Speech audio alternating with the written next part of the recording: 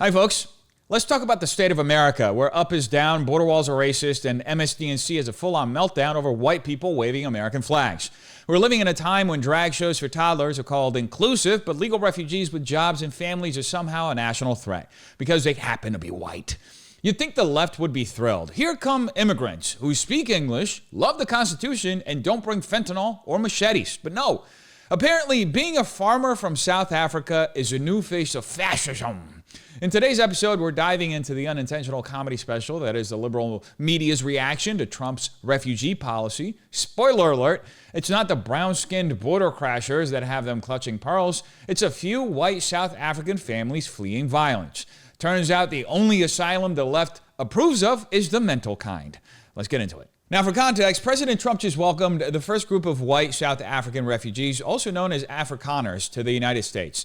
These are families fleeing what his administration describes as targeted racial violence, property seizure threats, and institutional discrimination under South Africa's Expropriation Act. The media, well, they responded with all the nuance of a smoke alarm in a vape shop. Absolute panic. MSNBC had a meltdown. The New York Times called it hasty, and social media elites accused Trump of pushing white supremacy by allowing in a few dozen farmers with kids, jobs, and an actual desire to assimilate to American culture. You know, the exact opposite of the border chaos they typically cheer on. So what does this tell us? More than you might think? Because this isn't just about South Africa, it's a mirror held up to the West, showing exactly how upside down our cultural priorities have become. The left has spent years preaching about equity, justice, and the moral imperative to protect the persecuted. But now confronted with a group of white Christians escaping a black-led socialist regime that's pushing racialized land confiscation and turning a blind eye to political calls for killing the Boer, suddenly the empathy pipeline runs dry for the left. And let's be clear, the South African government can claim all it wants that no land has been expropriated yet, or that the violence is just crime. But when your opposition party is openly chanting genocidal slogans, when families are burying loved ones from brutal farm murders, and when your courts are dragging their feet on justice, it's no longer just about legal definitions, it's about lived reality. And the reality is, these folks have reason to fear for their lives and livelihoods. But what really stings for the progressive press isn't the Afrikaner story, it's what their story exposes. It disrupts the carefully curated narrative that victimhood runs on melanin and that colonial legacy automatically invalidates present suffering. It challenges the idea that all refugees are inherently brown and broke. And perhaps worst of all, it reveals a moral double standard. If you're a white European Christian under threat, you're not just overlooked, you're seen as suspect for seeking safety. That's not just bad journalism, it's bad faith in general. The outrage here isn't grounded in facts, it's rooted in ideological offense. Because for the modern left, race isn't just a lens, it's a litmus test. And if the victim doesn't check the right boxes, they don't get the benefit of the doubt. They get disbelief. They get memes mocking beach holidays and domestic workers. They get told to go back to Germany, as we'll see in a second. And let's not forget how this ties into broader global trends. South Africa's expropriation policy is a warning sign, a blueprint for how identity-based grievance politics can morph into state-sanctioned retribution. It's not about righting past wrongs. It's about flipping the script and calling it justice. That same spirit is creeping into Western institutions, where land acknowledgments are followed by ESG mandates, where historical guilt is leveraged for present policy, and where dissent from the narrative is punished, not debated. So yes, this story very much matters because it's not just about 59 Afrikaners landing in Dulles. It's about the ideological rot in our discourse, the idea that compassion is conditional and persecution only counts when it fits the optics. It's about a media class that will amplify every sob story at the southern border but sneer at farmers fleeing machete raids.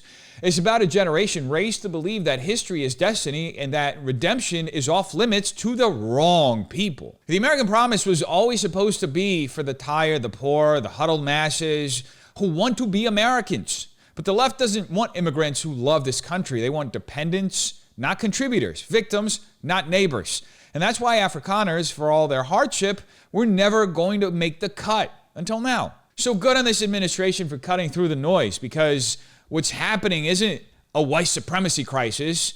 It's a test of our principles. And judging by the reaction, a whole lot of people just failed it. It's so deeply and morally wrong-headed and repulsive. These are the descendants of the people who created the most diabolical system of white supremacy in human history, apartheid. They're not directly responsible for it, but it was a system that actually moved black people off of the arable land. So they inherited the land that the black people had to give up. It was called forced removal. It was something called a Bantustan policy, where they moved black people out of the cities and farmlands into these remote areas with non-arable land. I mean, it was just one of the most worst processes ever. But what has happened in this strange, bizarre world we're living in is that the Afrikaners have become the darling of these right-wing, white supremacist movements around the world, that it's like the lost cause for them. It's like the old Confederacy. They're held up as these white Christians who are being dispossessed of their land. It's like this is a modern replacement theory in a country where, by the way, white people make up 7% of the population and own 78% of the farmland. So it's actually, there's no injustice here.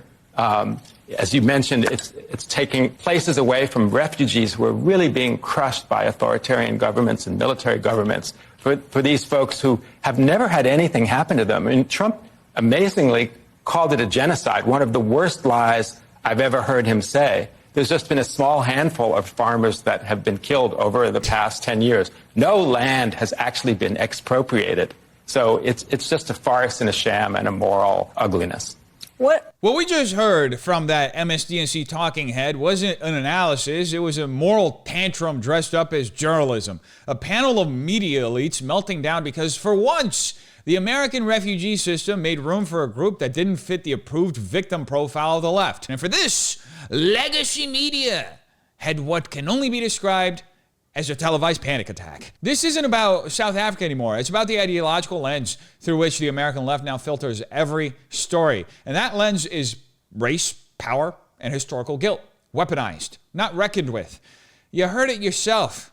This guy said, these are the descendants of the people who created apartheid, not the people who ran it, not the politicians, the generals, the engineers. They're descendants, children and grandchildren, because in this leftist worldview, guilt is inherited and grace is not. Now, let's cut just right through the spin, because the farm murders in South Africa are, in fact, very real. They are brutal, and they are disproportionately targeted toward a minority ethnic group that, however uncomfortable it may be for American liberals to admit, is white. Politicians like Julius Malema openly chant, "Kill the Boer." The South African government passed an expropriation act that allows land to be seized without compensation. And those who raise the alarm are called conspiracy theorists. That is, until now. Now, what enrages the left about these Afrikaner refugees isn't just their skin color. It's that they disrupt the moral narrative that victimhood only flows one way, that oppression is always a story of white villainy and brown suffering. But the real world doesn't care about college campus talking points. The real world is messy.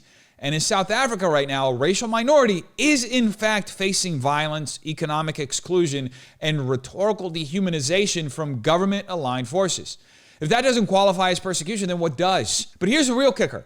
The same media that demonizes Trump for granting asylum to 59 white South Africans spent years demanding open borders, praising sanctuary city policies, and insisting that no human is illegal. The moment the human in question is an Afrikaner waving the American flag, suddenly immigration is white nationalism. Now, to be clear, that's not an actual policy position. That's just straight up religious zealotry. It's also political suicide, because the American people can see the double standard. They see that the media will ignore the race of a murderer unless that murderer is white. They see that Christian farmers fleeing machete attacks are treated with more suspicion than cartel members walking across the border. And they're tired of it. They're tired of a ruling class that uses the language of justice to enforce ideological conformity. This whole episode exposes the left's greatest vulnerability. They have built their identity around controlling who is allowed to suffer. They don't believe in universal human rights. They believe in narrative rights. Who gets to speak? Who gets to cry? Who gets to be rescued? And if you fall outside their intersectional caste system, they will not only ignore your pain, they will actively mock it. And let's not ignore the long-term implications. This is why the left is losing control of the culture war, because when people see a group of peaceful, law-abiding, family-oriented immigrants being treated like threats, not by law enforcement, but by journalists, they understand that something is deeply broken in our system. And then they start to ask, if truth is relative, why is their outrage so selective? If equality is the goal, why does it only ever punish one side? The answer is simple, because it was never about equity. It was solely about power. Now, this isn't just a story about South African refugees. This is also a referendum on what kind of country America is becoming. Will we be a nation that judges people by their character, or will we continue to judge them by history books they didn't write? Will we defend the persecuted or only the politically convenient? Will we tell the truth or keep inventing new moral hierarchies to justify old resentments? The Afrikaners arriving in America right now didn't come here to dominate. They came here to survive. And the fact that that offends the modern left more than the 8 million illegal border crossings tells you everything you need to know about the moral bankruptcy of our media class. In the end, this isn't a test of Trump's policy. It's a test of our values. And the people screaming the loudest right now, they already failed. Trump administration, they're saying that essentially these white South Africans assimilate better, and they're also not as much of a security risk. That's really causing a lot of people to be appalled, frankly. And I also should tell people that this violence that they're talking about that are dealing with these Afrikaners, I've been hearing from people that say there is violence in South Africa, but it's affecting everybody of every single race. The performance you just witnessed from Yamiche Alcindor wasn't journalism. It was scripted outrage built on a crumbling ideological foundation. We're told over and over that America is a nation of immigrants, that compassion demands we open our borders, that diversity is our strength, but those platitudes come with a fine print, the kind the media doesn't want you to read. Refugees are only welcome if their narrative serves a progressive machine. They must be poor, non-white, preferably non-Christian, and most importantly, they must not challenge the hierarchy of historical oppression the left has built its moral framework on. When a group like the Afrikaners show up, white, historically privileged, but now actually persecuted, the system short circuits. So rather than engage with facts, commentators like Alcindor retreat into emotionalism. They insist that the violence in South Africa affects every single race, as if that negates the very real pattern of brutal farm murders, political incitement, and systemic threats aimed specifically at white landowners. They pretend that assimilation is now a dirty word. Since when did a refugee's ability to integrate become a reason to reject them? In any sane world, low security risk and high assimilation potential would be a feature, not a flaw. But we do not live in a sane world. This is the America of 2025, where truth must yield to narrative, where ideological purity trumps practical reality, and where your worth as a refugee isn't determined by the danger you're fleeing, but by your ability to make the left feel virtuous. Now, here's what's actually going on. The progressive establishment is terrified that if white victims of racial violence are acknowledged even once, the entire victim-oppressor framework they've built collapses. That framework fuels their power on college campuses, in DEI bureaucracies, in media echo chambers. If the public sees that racial injustice can cut both ways, that privilege doesn't grant immunity from persecution, then suddenly a lot of slogans lose their punch, and a lot of careers built on those slogans start to wobble. This isn't just hypocrisy, it's a strategic firewall. By dismissing the Afrikaners' plight as an exaggeration or a lie, they protect their ideological turf. Never mind that South African politicians have openly called for killing white farmers. Never mind the legislation allowing property seizure without compensation.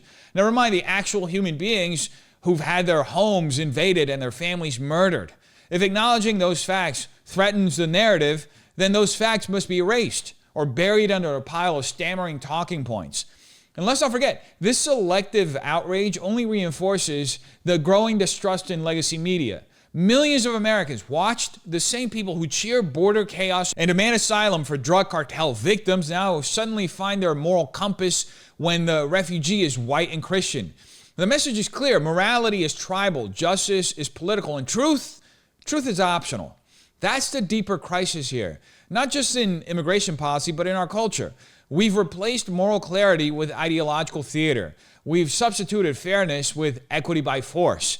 And we've trained a generation to believe that empathy must be earned through identity, not circumstance. That's not just dangerous, it's corrosive. It fractures the idea of a shared humanity and replaces it with a caste system masquerading as progress. In the end, the Afrikaner refugee story isn't just a policy dispute, it's a cultural litmus test. Do we still believe that all people deserve safety, regardless of their skin color? Or have we internalized the idea that some victims are more valuable than others? Because if what appalls you is a family waving an American flag after fleeing political violence, not the violence itself, then the problem isn't the refugee. The problem is you. Part of that is that the people who are native to that land deserve their rightful land back. That is not what the Afrikaners actually want to have happen, which are the white Africans, and so who are not originally from Africa, who colonized South Africa also. And so that is what they are saying is discrimination. Now, if the Constitution in South Africa is discriminatory, they have their checks and balances in that land, just like we do. And that is for them to, so if the Afrikaners don't actually like the land, they can leave that country. They are. They're leaving to come here. No, they can These leave refugees and go, are coming here. They can actually leave and go to where their native land is, which is probably Germany. Are you or against them coming here? Holland, probably. Holland. What we just heard wasn't a policy argument. It was a racial purge fantasy dressed up as moral clarity. This was a former senior staffer from the Biden-Harris orbit telling white South African refugees to go back to Germany or probably Holland, wherever they're from, as if their ethnicity disqualifies them from protection, as if generational roots, lived reality, and national citizenship don't count unless your skin color fits the leftist narrative. Now let's call this for what it is. The polite version of ethnic cleansing logic sanitized through DEI-approved language. And it's being applauded by the same people who spent years lecturing us about compassion, inclusion, and human rights. Now, this moment is revealing something the left has spent decades trying to deny. Racism isn't a one-way street. The persecution of white South Africans and the disgust their very presence inspires in elite liberal circles is proof that, yes, anti-white racism very much exists. It may be cloaked in academic language, dressed in historical guilt, or justified through decolonization, but it's still racism. And here's the uncomfortable truth. It's not fringe anymore. It's embedded in mainstream institutions, policy conversations, and elite media rhetoric on CNN. And the justification always starts the exact same way. History, colonization, oppression, apartheid, and yes, South Africa has a dark and complex past. No one disputes that. But using that past to justify present-day violence, discrimination, and forced displacement of people who weren't even alive during apartheid, that's not justice. That's straight-up revenge. And when political leaders and media figures tell those targeted to go back to Europe, they are endorsing collective guilt and racial expulsion. Swap the skin colors in that scenario, and it would be headline news for weeks. But because the targets are white Christians, the outrage turns into applause. Now, let's go deeper for a second. This isn't just about South Africa. This is about what the American left actually believes in and where those beliefs are leading us. At its core, modern leftism isn't about equality. It's about redistribution of power, of culture, of moral legitimacy. It's not interested in building a shared future. It's interested in tearing down everything tied to the old one. Western values, Christianity, the nuclear family, property rights, individual liberty. Those things are all seen as relics of white supremacy. Not because they are, but because they were built by a civilization the left wants to replace. And here's where the mask really slips. It's not just the black leftists and liberals, the white liberals as well. The ones who dominate academia, media, the nonprofit leadership, they're not exempt from this. Deep down, many of them share this hostility toward their own history, toward their own religion, which they likely never had one because, let's face it, Christians wouldn't be talking like this. That's why these white liberals are so quick to disown South Africans. It's not just racial guilt, it's cultural self-hatred. It's the belief that Western civilization must be dismantled for the world to be just. And if that means a few peaceful farmers get slaughtered or exiled, so be it. This is why they mock Afrikaner refugees waving American flags, why they flinch when someone says they'll assimilate well. Because what terrifies the modern left is not an immigrant who disrupts the system, it's one who thrives within it. A Christian who works hard, speaks English, and believes in the Constitution is a threat because he proves the system works. And if the system works, the leftist revolution falls apart. And all of a sudden, they're exposed for who they really are. People who genuinely hate this country. That's why Trump's refugee decision struck such a nerve, because it undermines the left's moral monopoly. It says that compassion isn't skin deep, that persecution matters, no matter who it happens to. And most dangerously, it suggests that maybe, just maybe, the West is something worth preserving. So let's not be fooled by the faux moral outrage. This isn't about justice. This is about ideology. It's about a political movement that's so obsessed with revenge and redefinition that it would rather see refugees stay in danger than arrive with the wrong skin color.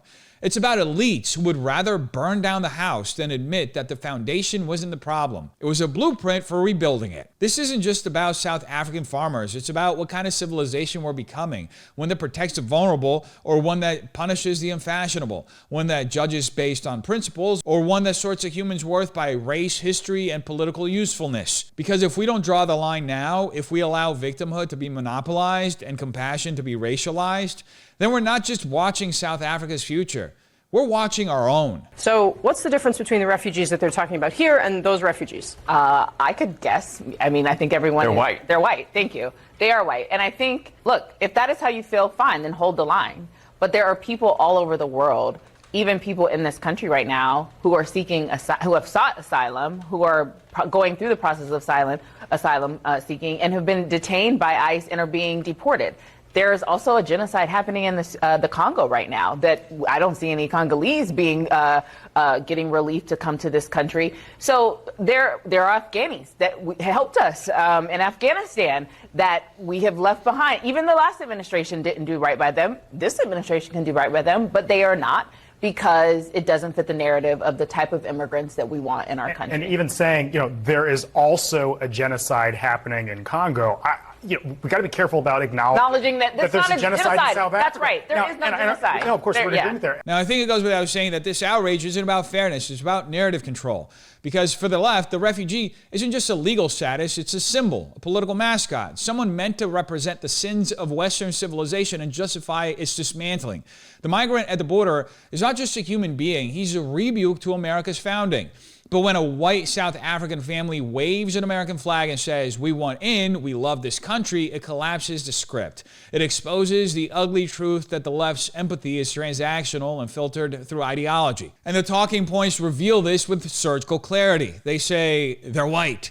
This isn't a genocide. What about Congo? The hypocrisy is so brazen it barely pretends to hide. Millions of unvetted migrants flooded across our border during the Biden regime. Many coached, many anonymous, some dangerous, and they were celebrated as victims of systemic injustice. Sanctuary cities rolled out the welcome mat. ICE was vilified for enforcing the law. But when a small group of Afrikaners, legal, vetted, persecuted for their race, arrive through proper channels, the media has a collective panic attack. Why? Because they aren't the right kind of victim.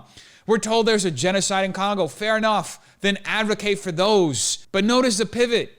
It's not actually about helping Congolese refugees. It's about using their suffering to erase the suffering of others. It's a rhetorical sleight of hand. If someone else is suffering more, your suffering doesn't matter at all. It's a moral math that would never be applied in reverse.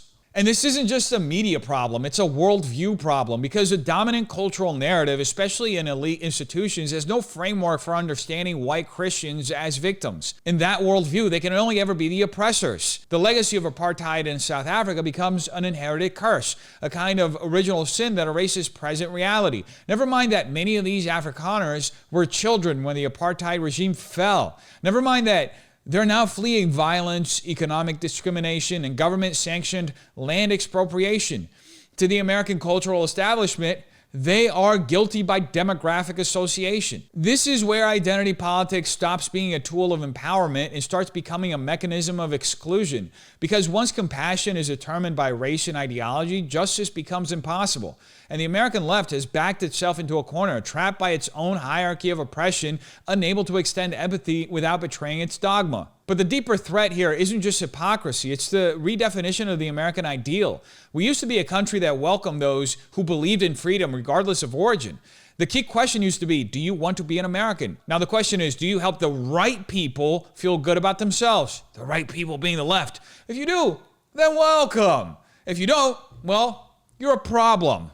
Even if you're running for your life. So better turn around and around the other way. That's why legacy media isn't melting down over criminal cartels entering Texas, but about peaceful families from Pretoria landing at Dulles. The Afrikaners didn't just apply for asylum. They committed the crime of admiration. They admire the Constitution. They want to work. They already speak English. They want to assimilate. And for a media class that sees America as a shameful, irredeemable project, those are fighting words. This is a watershed moment, not because of the number of people involved.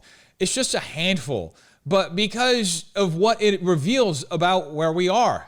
The left no longer owns the moral high ground on immigration. They've weaponized compassion, racialized victimhood, and turned asylum into an ideological trophy. And now, when confronted with actual persecuted people who don't reinforce their worldview, they show us their hand. It's not about saving lives, it's about controlling the story. And the story is collapsing in real time because the American people still know the difference between right and wrong, between compassion and coercion, and they're watching closely. So ask yourself, when did justice become a privilege of the politically favored? When did empathy become contingent on skin color or ideological alignment? If the truth can only be spoken when it flatters the approved narrative, then what we're living isn't a free society, it's a managed perception. And that should disturb you, regardless of where you fall on the political spectrum, because the moment we start deciding who deserves safety, dignity, or even acknowledgement based on whether their story is useful to someone else's agenda, we've abandoned any claim to moral seriousness. What kind of country are we building if reality itself has to pass a political litmus test before it's allowed a voice? You tell me what you think in the comments down below. Have a terrific day. Peace.